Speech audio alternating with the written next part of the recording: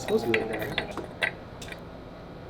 Holy shit. I did not have that on my bingo card. I am very proud of this being the Battleworn version of the car. Rob put this vent almost exactly in the right spot based on the damage. This is what my lungs look like. It felt like the first time I ever smoked weed, which I never have. But when I thought about it, like how I would be if I did, it was just a bunch of, I'm good. Joel found some fire. Probably saw it in the last video. We didn't know about it until now. Realistically, I think that I probably folded one rotor in. Now, what's really fascinating is by the time the engine died, I compared that directly to last year's run. Now, mind you, I was significantly faster than last year, but it was the same temperature outside. Coolant was 12 degrees colder, and then the oil was almost 20 degrees colder. The water sprayers, the ducting, the venting, everything was working as designed, if not better than anticipated. I could not tell you how incredible, movie-like that run was for me. It was not an endurance race at that point. It was a drag race. 100% of my effort as far as I could go, and that ended up being one turn left. But really, my goal right now is just a quick rebuild, show you the damage, and get it back together, and we've got a solid car that we will then neglect for the rest of the year. This is a very brief moment in this shop where we have two fully assembled, functional, ready to go four rotors. We have the full billet one, which is gonna be roughly $50,000 to $60,000 to build, and then this one, which is the entertaining original one from 2015 from me. So this plate, the main E-shaft, all of those parts are all from the original motor that never got built. So I finally built my baby, and it is now Hurt. Hurt has the whole video on the full install. Almost time to let this one go out of my hands. As many of you may know, our next door neighbor is Yogi, one of the best Formula Drift photographers, and it was like, hey, if you guys got something cool, let me shoot it. We haven't had that, and not until now. This was supposed to be before the event, but better late than never. We get the nice little photo shoot of the car in its top A-game shape. It has never looked this good, even with the battle damage from the heat. It looks absolutely sexy. That's impressive. I can see the veins in my eyelids.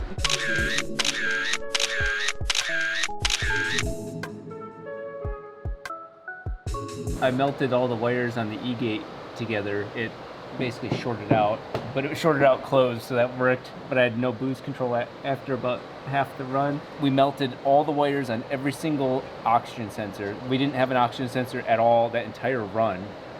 We didn't have the E-gate the second half of the run, and yet we still did what we did. Oh, it's supposed to be like that.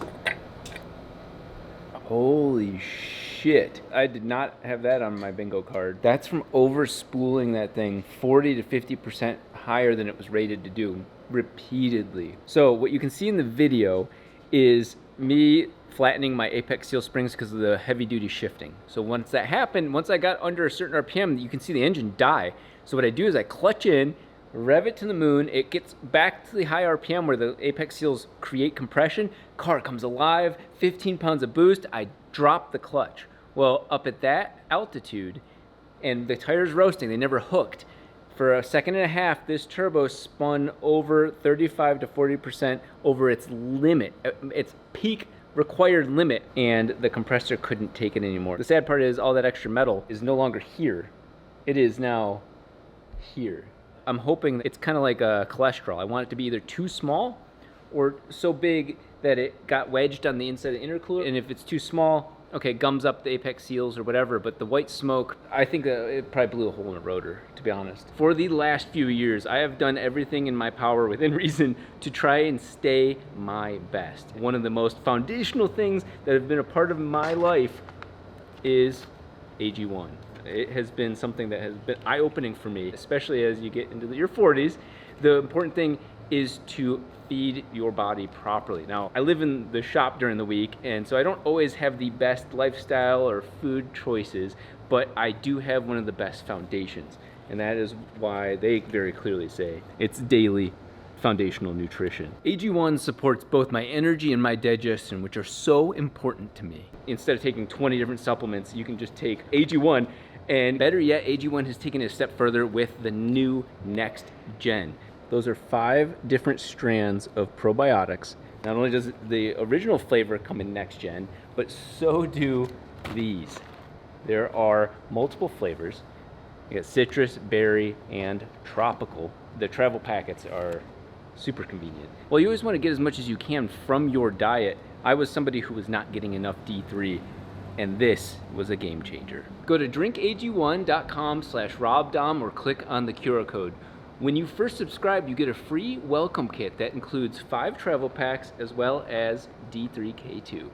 Thanks to AG1 for sponsoring today's video. So I was gonna do my post-meal walk, and I saw the shit-eating grin on Joel's face, and I'm like, that's not good. Look at your wiring harness.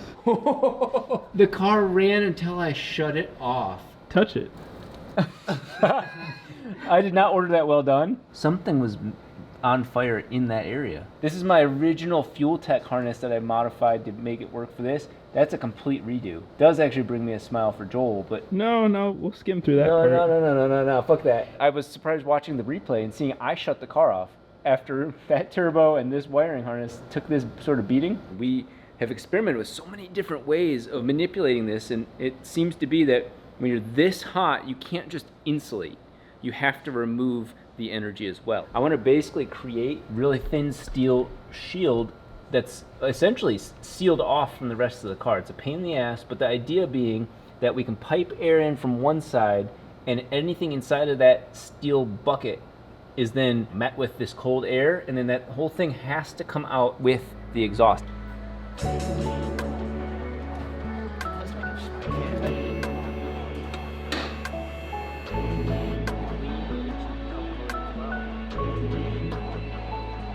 You will never see 3 complete engines like this. 2 4 rotors and the billet 3 rotor. With the fat iron, it actually gets really close in length. So if we make them back to back from here to here, that's less than a rotor's width because of this guy. I do have a short shaft turbo 3 rotor E-shaft on its way to build what I think is the ultimate 3 rotor. That's not part of this. Funny enough, as we've dug into this car more and more, it looks like the engine was the problem less and less. It's a heartbreak as soon as you open it up, but right now it's Schrodinger's rotary engine. It's both blown and not blown at the same time. Joel and I saw that aluminum inside 2 of the rotors, and I'm hoping that the coolant that's in rotor 1 was from the turbo.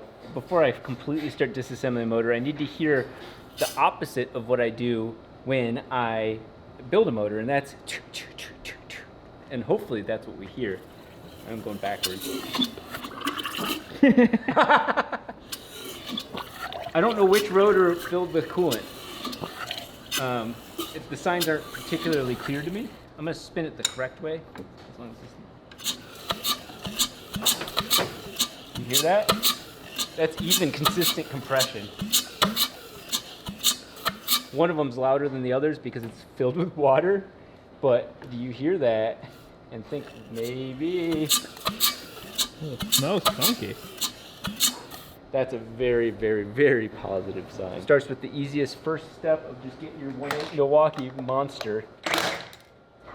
There we go. Wow, that was yeah, so easy. That was so easy. That wasn't a lot of cutting and video magic.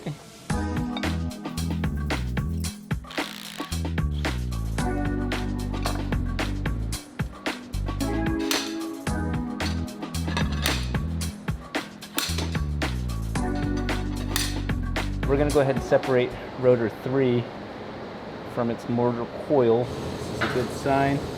Nothing unexpected there. Time to pull the rotor. Bearings look great. Yeah, there's a little bit of something in there, but I can barely feel that. At this point, as long as each of the surfaces are okay, keep these apex seals with this rotor with this housing because they're bedded in at this point. Traditionally, all my rotors were dented from detonation, and you can see there are no detonation marks on this rotor. So that's a very big improvement from my past. So this is really, really subtle. That middle one is very flat. You can see it's not arcing as tight of a radius as the outer one. So when you do that, it wants to go straight. It is slight, but it's what I was expecting to have happened. Not the turbo thing, but I was expecting to have flattened apex seal springs. So that's subtle, it's fine, but I was expecting straight lines. One thing I noticed, this inner oil control ring is gone. Well, not gone, but kind of gone. The good news is it's all smooth. It looks not smooth, but it is not catching on anything. So whatever occurred was a polishing just gentle enough that will replace these oil control rings, which are stupidly expensive, but we're good.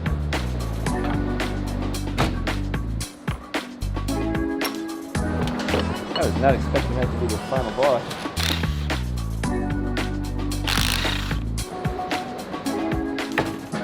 Okay.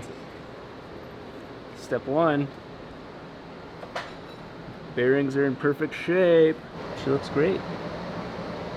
I don't think it was the engine at all. Wow. Holy shit. Had we not taken it apart, we would have all this metal just where it would have blown the motor ultimately. But this is proof you can take a compressor failure on a rotary and not completely grenade everything. My flat shifting wasn't what killed the motor. The stuff that I used, it literally says gasket non-hardening sealant, and I was like, that's a cool idea, but you can't use that to seal oil. So what Joel just found, it did go into the holes. See, you can see it's disappearing, but the oil just ate straight through this, and that's what we were leaking.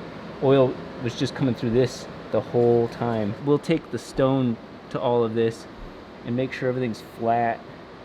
Oh, look at that. Is that directly in line with the coolant?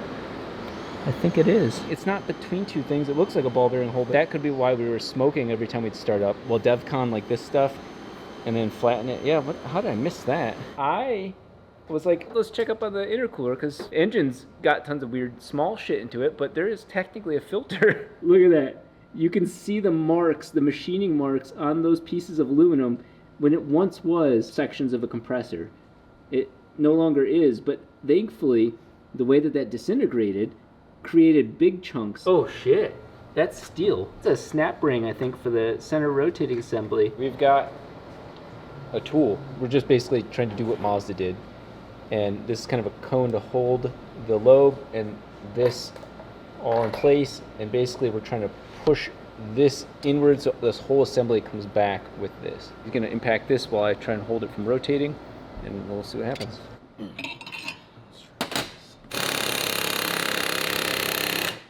Yeah, that sounded like it. It was not centered. Oh yeah, because look, it's not on this side. Yeah, it looks probably centered to the outside, but that is centered to the inside. What's funny is bearing is fine. Oh yeah, it's not even rough. Obviously, we have to clean this up and get it ground down again. I could either leave it like that, or I have the actual sleeve that is supposed to go on the race for the bearing.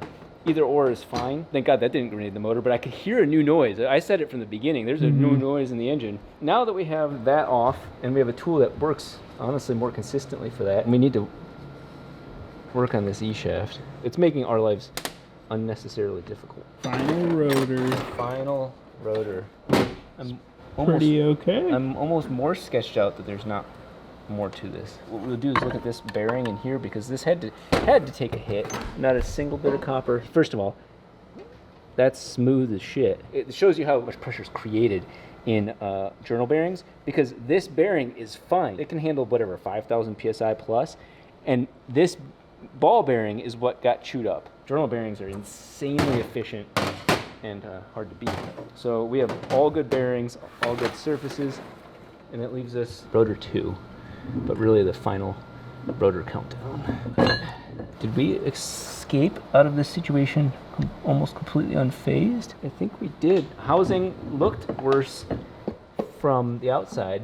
You can actually see it right here. It came into the motor. It was brought in from the turbo's demise. And we don't know what all is in that center rotating assembly on the turbo, but we know it's in the engine now. So then the E-shaft pops out. It is now haul ass, clean this thing up. But we're gonna do it pretty quick because there's nothing wrong. Welcome to the 17th time I've rebuilt this engine. Each time is better than the last, I promise you that.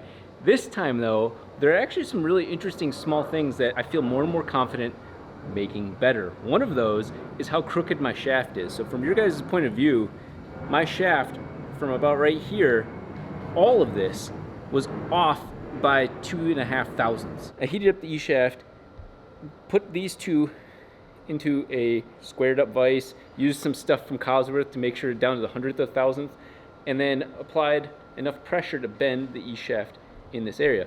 It alleviated or added more stress of only about half that, so it's half fixed. So what I then did to get creative was I looked at the taper, and the taper kind of dictates how much this whole thing is going to bend. And that sounds weird, But when you think about it, if you imagine the taper right here, when you tighten this bolt, if this taper has less material on this side, as you tighten it, it's going to bend the whole assembly in a certain direction. So I thought to myself, okay, well, it's not that I need to bend it a certain direction as much as I need to unbend it back to 0.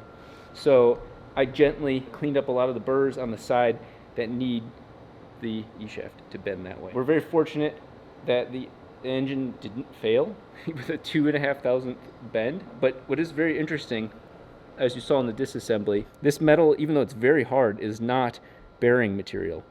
I am blown away that the bearing on the other side of this didn't absolutely destroy this. This is why I bent the E-shaft, is that this was centered, I guess, to this. I'm not sure how Dave did that, or he centered it to itself. Whatever the case may be, the E-shaft being shifted, it shifted the center of this. So I was like, well, I could clean this up, but where's home? And so I think I found home. It's still off by less than 1,000th. You saw that hole right there, and then another one right there. I JB welded it, and then this is less than 1,000th raised.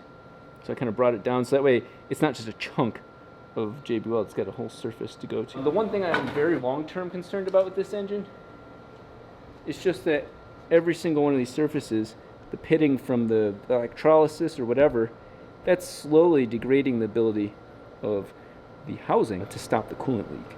All of that said, pretty straightforward install today. I'm going to try something different. I'm going to put a lot of this, which is basically Hylamar, which I need more of, into this. I can use it as a little, and I don't know how much I'm going to need, but we'll start at 6. Oh no, there's air in the, oh no, this is a nightmare. What have I done? Yeah, there we are. My work is going to look so much better now.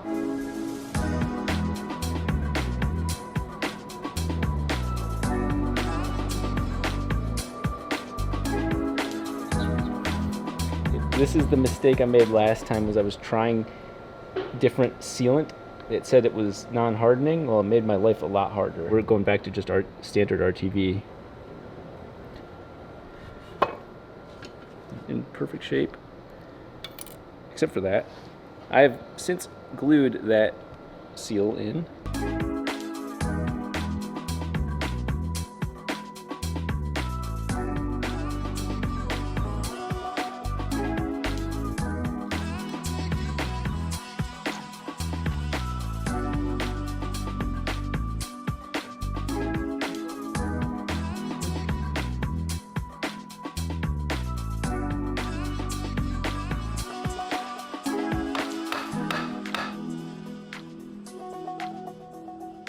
Almost forgot these.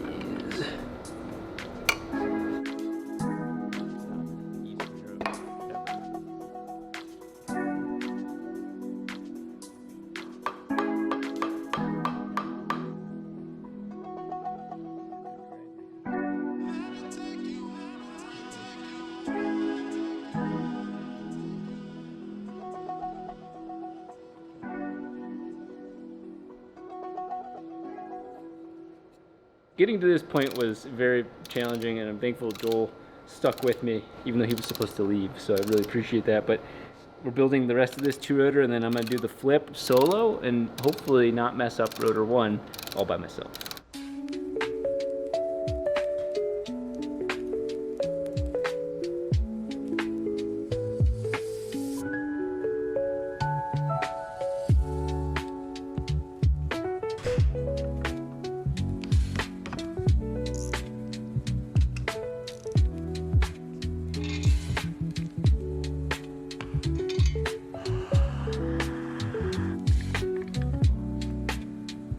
Much straighter.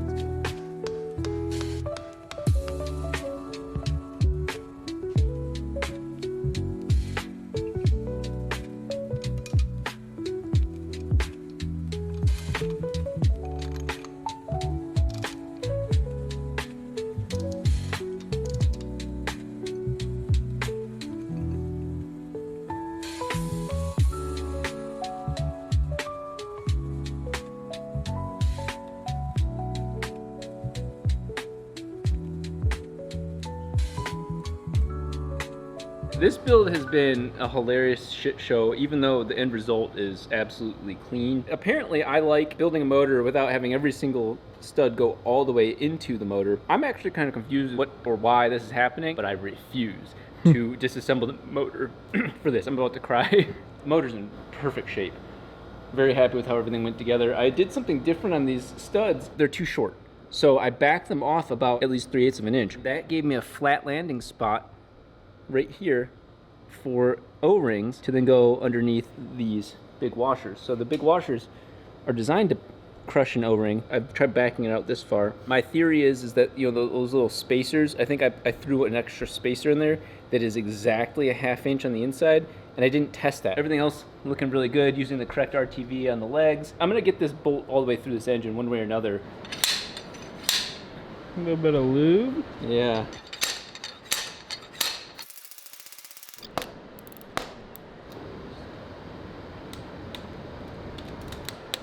Okay, that's 30 pounds right there. This is about the most solid version of this motor possible.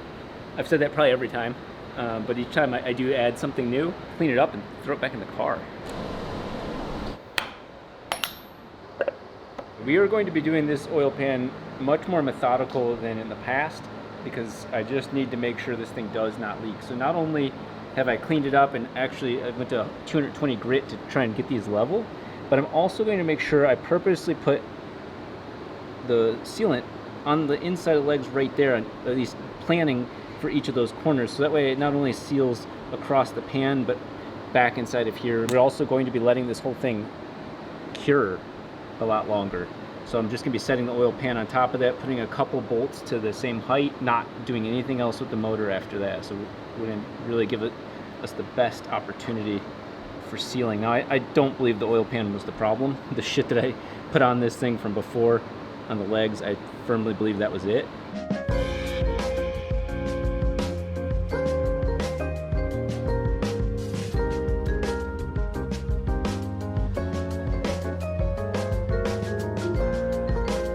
So we are going to set the oil pan on, put 4 bolts or so on there, and just let it sit for an hour. That way this stuff starts to set up and have some vertical strength to it, and then we will torque it to spec after that.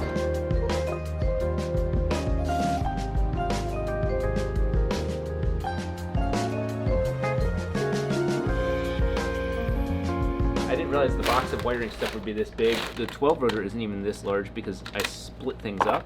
But on this car, it pays to have it all on one, so that way we have less firewall intrusions. And one of the reasons why I need this is so I know how to build the firewall plate.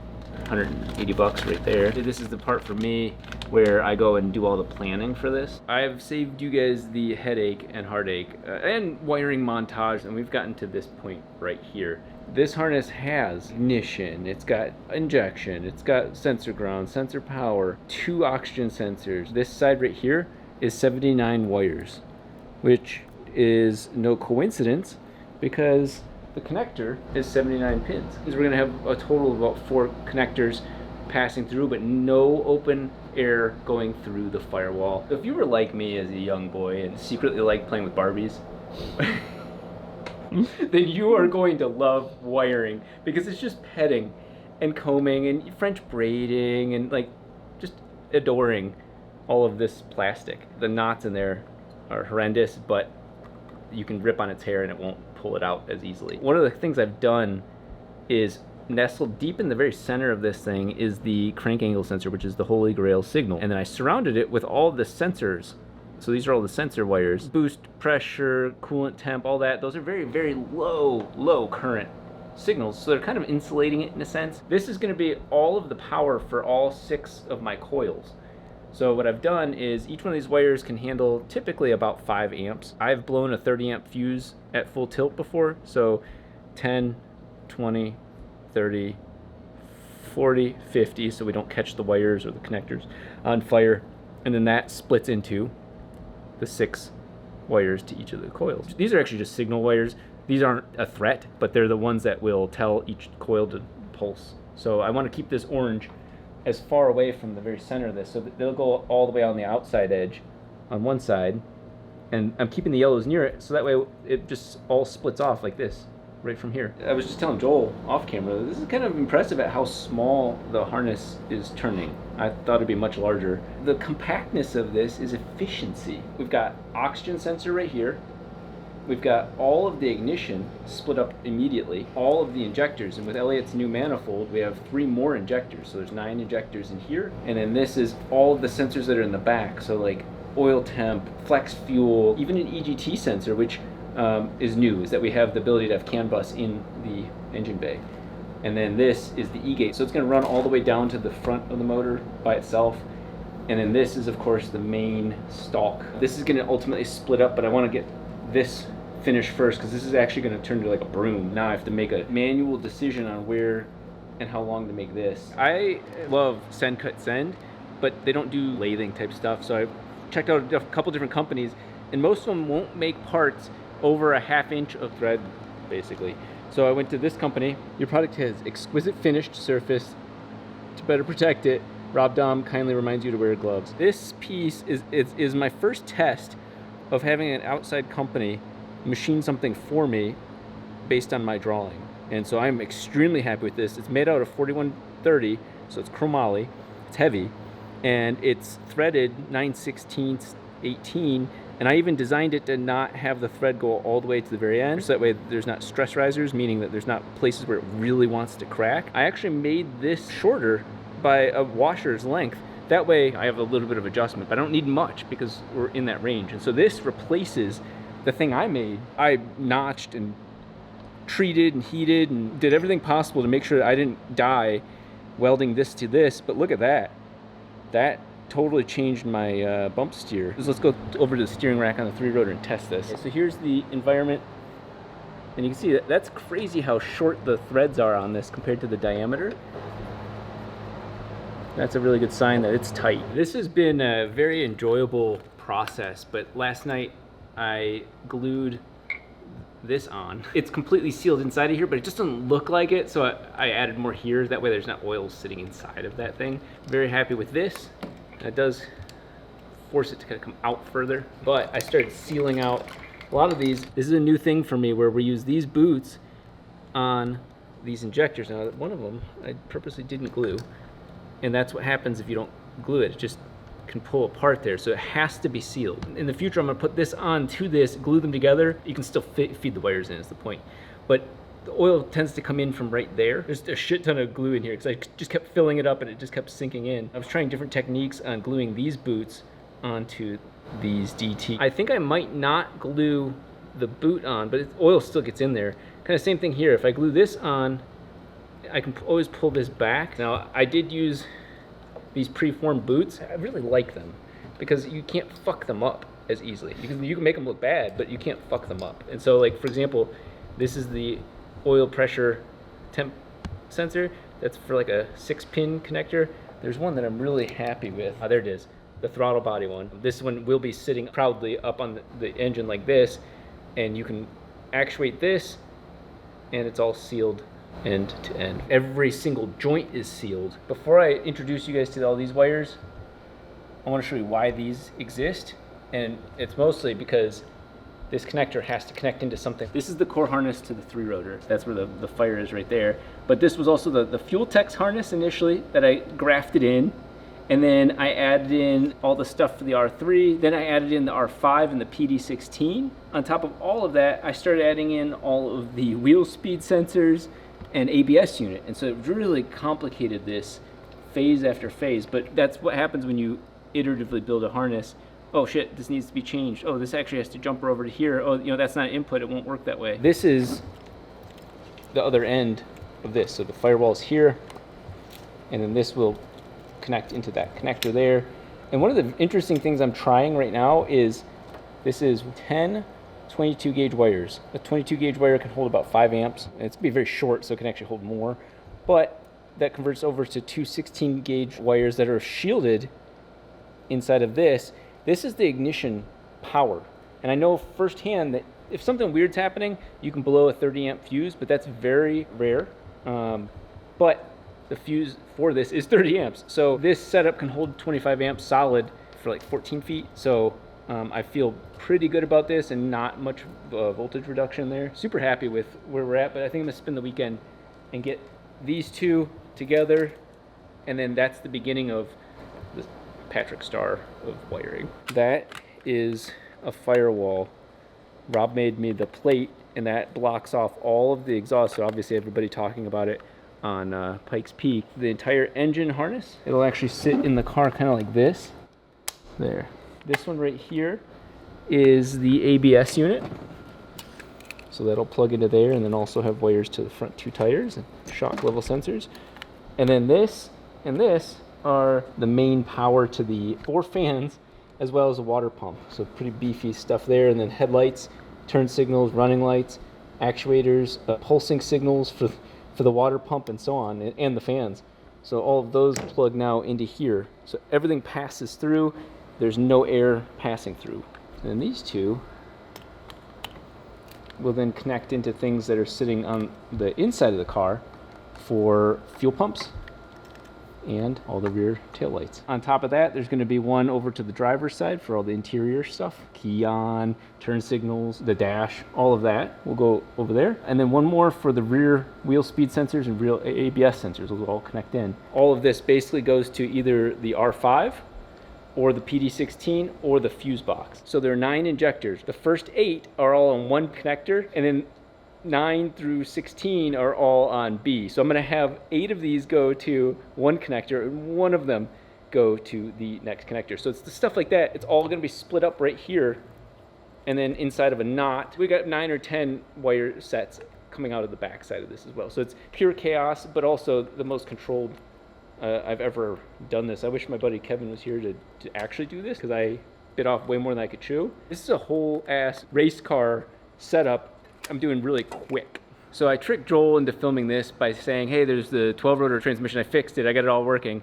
And then roped him back in. This is the finished half of the main harness. All the front stuff, all the rear stuff. And so now becomes the tedious part, where I have to take that wire, but there's 12 of those wires, and then move this one to here. And like I was saying earlier with the injectors, this is honestly right here, if you were to shoot this harness or cut it and just nick these 2 wires or these 2 wires, the entire car would die. Good to know.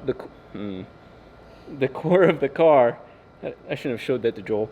The core of the car is right there. That is actually the CAN bus from the R5 Haltech to the dash to the PD16.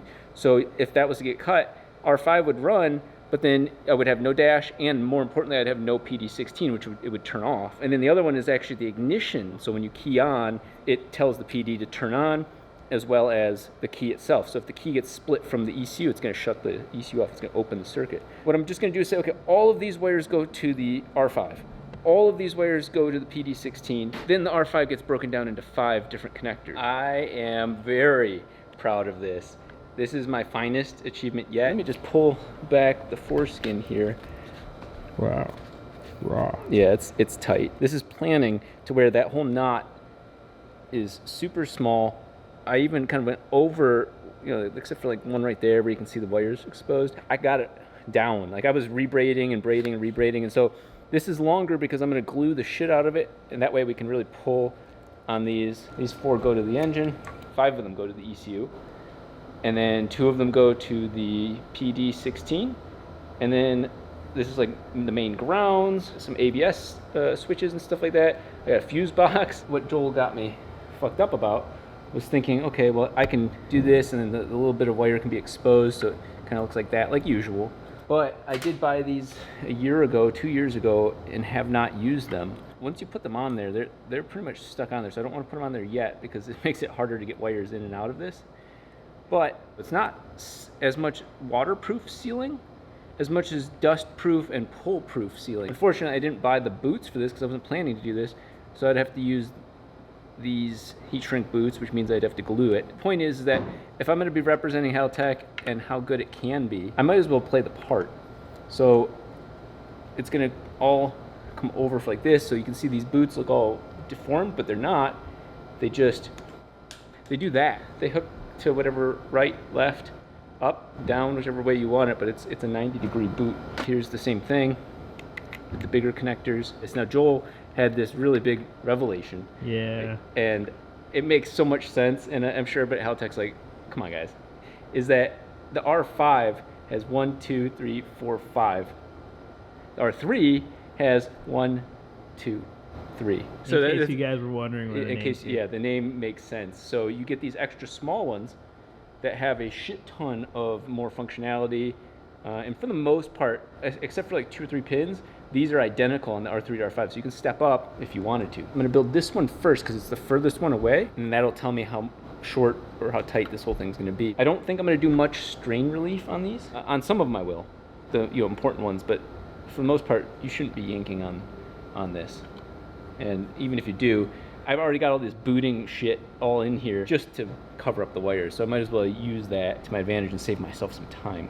This whole core harness is done, so I've put on this extra tip, and I am sealing it mostly because if there's a problem with this, it's not coming apart. The only regret I have with this harness so far is just that I didn't have DR25 this big. I only had this other 3M shit. It just doesn't look the same. It obviously doesn't behave the same, but it's hidden under the car, so it doesn't really matter. This is in the car, not outside of it. I'm not going for 100% sealing. I mean, whatever I can get. I'm definitely pumping a lot in there.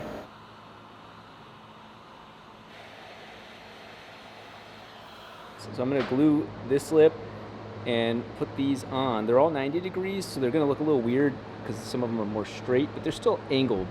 So I'm gonna do this one first, and the hardest part is honestly with how close these 2 connectors are on each side.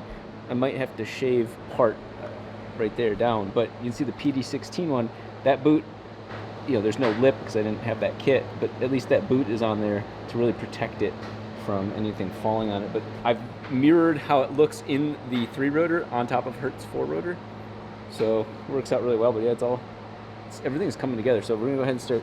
This tip is so much easier. It's good to have a small tip. Give it a kiss. This area is more about presentation than anything, so I'm kind of hoping it keeps the glue.